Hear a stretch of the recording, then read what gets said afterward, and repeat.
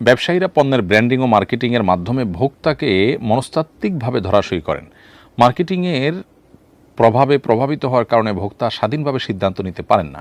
খারাপ পণ্য মার্কেটিংয়ের প্রভাবে ভালো বলে প্রতিভাত হয়। ব্যবসায়ী হয়তো মিথ্যা বলেন না, তবে প্রভাবিত করার জন্য যে সমস্ত কৌশল ব্যবহার করেন তা দ্বারায় ভোক্তা প্রতারিত হন। এটা শুরুর দৃষ্টিকোণ থেকে ভোক্তার সঙ্গে সূক্ষ্ম প্রতারণা হিসাবে বিবেচিত হবে কি না, খুবই গুরুত্বপূর্ণ একটি প্রশ্ন, বিশেষ করে আজকালকার সময়ের জন্য খুবই প্রয়োজনীয়। যারা অনলাইন মার্কেটিং করে থাকেন বা বিভিন্নভাবে মার্কেটিং করে থাকেন নিজেদের পণ্যের, তাদের উচিত সর্বোচ্চ লক্ষ্য করা যে কোনোভাবে যেন ভোক্তার কাছে ভুল বার্তা না যায়।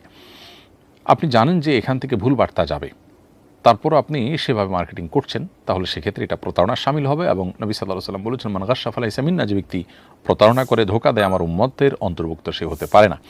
অতএব আপনি সামান্য লাভের জন্য একজন মানুষকে প্রতারিত করতে পারেন না। তবে হ্যাঁ, আপনি আপনার পণ্যের অ্যাডভার্টাইজমেন্ট এবং মার্কেটিংয়ের জন্য, প্রচারণার জন্য আপনি অবশ্যই সর্বোচ্চ চেষ্টা করতে পারেন গুণগত মান ইত্যাদি যদি অতিরঞ্জন না করে বলেন, এবং আপনার যা গুণ আছে সেগুলোকে আপনি যদি হাইলাইট করার চেষ্টা করেন, তাহলে সেক্ষেত্রে আপনার এক্ষেত্রে কোনো দোষ থাকবে না। ক্রেতার কর্তব্য হলো সে এটাকে ভালো করে দেখে শুনে কেনা।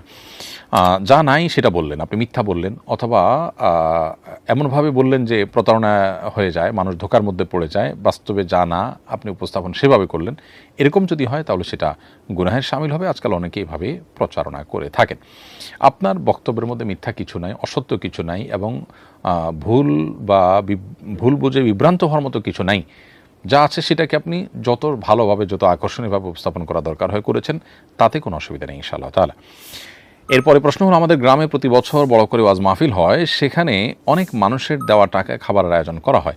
আমার আব্বু সেখান থেকে খাবার নিয়ে আসেন, যেহেতু খাবারটি অনেক মানুষের টাকায় ব্যবস্থা করা এবং তাদের কার উপার্জন হালাল কার উপার্জন হারাম তা জানা নেই, এ খাবার খাওয়া কি জায়েজ, নাকি এমন খাবার এড়িয়ে চলাই উত্তম?